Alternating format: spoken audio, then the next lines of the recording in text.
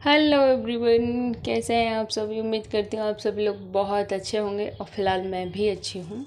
तो अभी मैं फिर से बात करने वाली हूँ सपना के बारे में, क्योंकि सपना का जो ऑडियो आया था ना, जो ऑडियो क्लिप था जिससे ये सारा मतलब मैटर फैलना चालू हुआ। जबकि उसके पहले को से हमको लगता था सपना की लाइफ बहुत अच्छी है, सपना की लाइफ मतलब उतने अच्छे परिवार हैं, उतने अच्छे सास ससुर वाले, मतलब हमको नहीं पता था कि उससे पीछे उसकी लाइफ में क्या क्या घट चुका था और उसके साथ क्या क्या हो रहा था।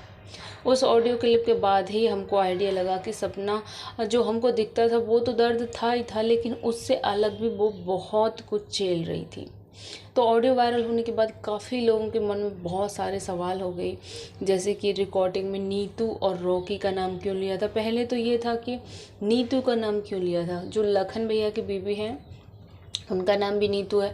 तो कुछ लोगों को ये था कि कहीं उनसे लखन भैया और नीतू से पहले से ही मतलब इनका जो रिश्ता था या अभी अभी हुआ। तो ये चीज़ें मैंने पहले एक वीडियो में क्लियर की थी कि लखन भैया राजीव भैया के जाने के बाद मिले सपना को, पहले इनका कोई भी ऐसा रिलेशन नहीं था।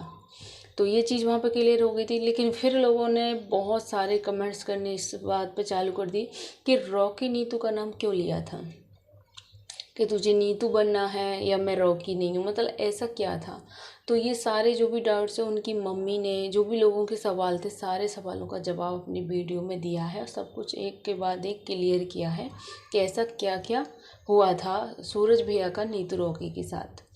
उधर आपने देखा होगा कल सपना का एक दो वीडियो आए थे, एक द रोड पर भी आया था कल सपना का काफ़ी दिन बाद वीडियो, जिसमें उसने अपने घर का होम टूर कराया था। और एक आया था स्नैपी गर्ल पर, जिस पर उसने अपना डेली रूटीन दिखाया था।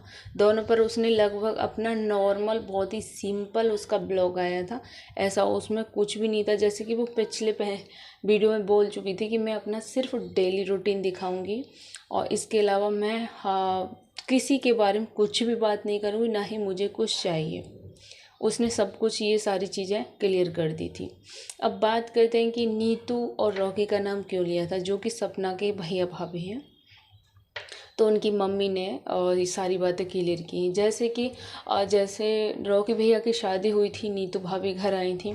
तो होता है कि नई नई बहू को एडजस्ट होने में थोड़ा टाइम लगता है। भाई एक बात मैं यहाँ पे बोलूँगी, जो सोच सपना की मम्मी की है ना यार, जो परिवार सपना का है मायका वाला, सच में ऐसा परिवार, ऐसे माँ बाप हर एक इंसान को नसीब हों। कितने अच्छे, कितने मतलब विचार हैं उनके, कितने शानदार शानदार सोच है उनकी। हर सास की सोच ऐसी हो ना, तो किसी भी घर में बहू सास में झगड़ा होना ही नहीं है, होगा ही नहीं। बल्कि आजकल की तो सासें समझती हैं कि यार हम ही जो हैं, तो अब हम ही वो बन गए, बहू है ये पता नहीं घर की, मतलब आते ऐसे नौकरानी बना देते हैं और सास बैठ जाती महारानी बन के। तो उस घर में पक्का झगड़ा होना ही होना है। जिस घर में सास अपनी बहू को बेटी समझकर हाथ बटाए या बेटी समझ कर तो उसका ख्याल रखे भी, तो ऐसा कुछ होगा ही नहीं। ज़्यादातर झगड़े उसी घर में होते हैं जिस घर में सास बहू को बहू तो क्या इंसान भी समझना बंद कर देती है और बैठ के आराम से महारानियों की तरह हुक्म पेलना, हर हर काम में नुक्स निकालना, हर चीज़ पे टोंटबाजी करना, बेटी को भड़काना। तो ये ऐसा परिवार कभी खुशी से नहीं रहता है और इसी वजह से सास बहू के रिश्ते बदनाम हैं। तो यहाँ पर उन्होंने चीज़ क्लियर की है कि जैसे नीतू पहले गुस्सा करती थी, आई थी तो उसको थोड़ा सा एडजस्ट होने में तकलीफ़ हो रहा था, गुस्सा करती थी रॉकी पर, हम पर, मतलब जो कुछ भी होता था मतलब वो एडजस्ट नहीं कर पा रही थी। तो उन्होंने बोला कि हम कुछ भी नहीं कहते थे, जब उसको गुस्सा आता था तो हम लोग शांत हो जाते थे और बहुत उसे प्यार से हैंडल कर लेते थे, प्यार से समझा लेते थे कि बेटा ऐसे नहीं, ऐसे होगा, ये नहीं ये वो, मतलब बहुत ही प्यार से उनको, मतलब उनकी मम्मी का कहना है कि हम नीतू बहू को अपनी बेटी की तरह संभाल के रखते थे। उसके गुस्से को, हर चीज़ को हम मैनेज कर लेते थे और बहुत प्यार से उसे समझाते थे। और आज वो उसी तरह से प्यार में माहौल में ढल चुकी है, सारी चीज़ें संभल गई हैं।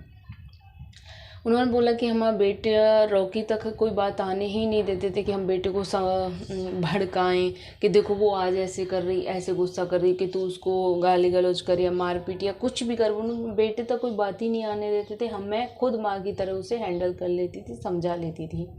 तो ऐसी होती सास।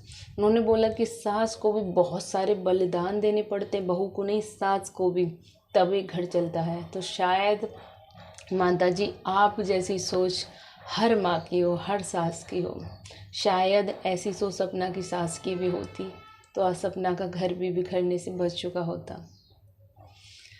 तो यहाँ पर उन्होंने बोला कि इसलिए जो सूरज भैया थे वो भी बोलते थे मम्मी ये नीतू इतना कुछ बोल जाती कह जाती, आप लोग कहते क्यों नहीं, कुछ बोलते क्यों नहीं। तो उन्होंने आंटी जी का कहना था, सपना की मम्मी का, कि हम बहुत हो कि नहीं बेटा अभी ये नहीं नई घर में आई है, मतलब ऐसा वैसा करके हम नहीं कुछ कहते थे, हम संभाल लेते थे।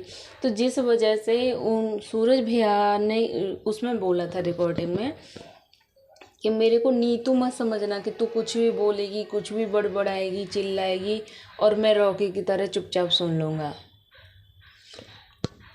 क्योंकि नीतू अगर कुछ भी बोलती थी, कुछ भी चिल्लाती थी, नीतू भाभी कुछ भी कहती थी तो रॉकी भैया सुन लेते थे, उनकी मम्मी भी सुन लेती थी, चलो कोई बात नहीं आज नहीं कल समझ जाएगी, प्यार से समझा लेती थी। इसलिए उनका कहना था कि नीतू बनने की कोशिश मत कर और मेरे को रॉकी मत समझ। तो ये बात थी यहाँ पर कि नीतू और रॉकी वाला क्या मैटर था। तो सच में यार ऐसी माँ ऐसी सास हर बहू को नसीब हो, मैं तो बस इतना ही बोलूँगी। और यहाँ पर जो सपना का होम टूर देखा होगा आपने, बहुत ही प्यारा उसका होम था, घर था। उसने बोला कि अभी मैंने कोई काम वाली बाई वगैरह नहीं लगाई है, खुद से कर रही हूँ क्योंकि अभी सपना की मम्मी और भैया वहीं पर हैं। भैया हालांकि चले गए थे लेकिन दोबारा आ गए, मम्मी वहीं पर हैं क्योंकि सारा घर मतलब नए घर में सेटल होना इतना आसान नहीं होता यार। कोई भी सामान नहीं, कोई भी चीज़ नहीं, तो सब कुछ नए सिरे से ही सपना शुरुआत करी। सपना ने अपनी वीडियो में बोला कि मेरे पास वॉशिंग मशीन भी नहीं है, बहुत सारे कपड़े मम्मी ही करके थोड़ा थोड़ा धुल रही हैं, बहुत सारे कपड़े हो गए। तो उसने बोला कि सब कुछ बजट देखते हुए करना पड़ेगा क्योंकि लाइफ में मतलब बहुत कुछ अभी करना है। रेंट का घर है, खुद का होगा तब देख लेंगे। क्योंकि सपना ने अपनी जो जमा पूंजी थी, जो सारी जमा पूंजी थी, वो पता होगा कि जो भी घर प्लॉट्स उन सब में सपना ने अपनी पूरी जमा पूंजी वहाँ लगा दी थी। लेकिन उसके बाद भी उस लड़की ने अपने दिल पे पत्थर रख के बोल दिया मुझे कुछ भी नहीं चाहिए।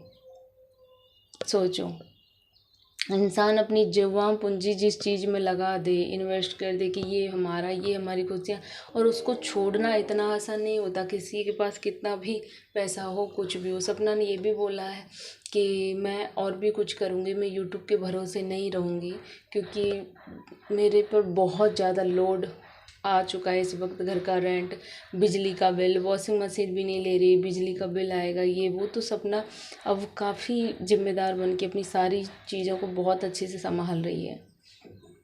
उसका कहना है कि मैं यूट्यूब के भरोसे ही नहीं रहूँगी, मैं घर पर भी यूट्यूब से अलग कुछ काम करूँगी। वैसे सच बोलूँ तो सपना घर यूट्यूब पर ही अच्छी मेहनत कर लेगी। उसके पास इतने सारे 3 तो चैनल ही हैं, एक अंशु ने ले लिया, तो उस पर भी वो बहुत अच्छे से मेहनत कर लेगी। तो उससे ही उसको बहुत मतलब इन चैनलों पर वो मेहनत नहीं कर पाती क्योंकि इतना टाइम नहीं मिलता। तो वो अदर काम से बढ़िया तो इन्हीं चैनल पर अच्छे से मेहनत करेगी तो बहुत कुछ हो सकता है। तो प्लीज़ आप सभी लोग भी सपना को ज़्यादा से ज़्यादा जाके सपोर्ट करिए क्योंकि आप सबके सपोर्ट की उसको बहुत ज़्यादा ज़रूरत है। तो बस आज के लिए इतना ही। वीडियो को ये एंड करती हूँ। वीडियो अच्छी लगी तो प्लीज़ लाइक कर लेना, चैनल पर न्यू सब्सक्राइब कर लेना। मिलती हूँ ऐसी किसी नेक्स्ट वीडियो के साथ, तब तक के लिए बाय बाय।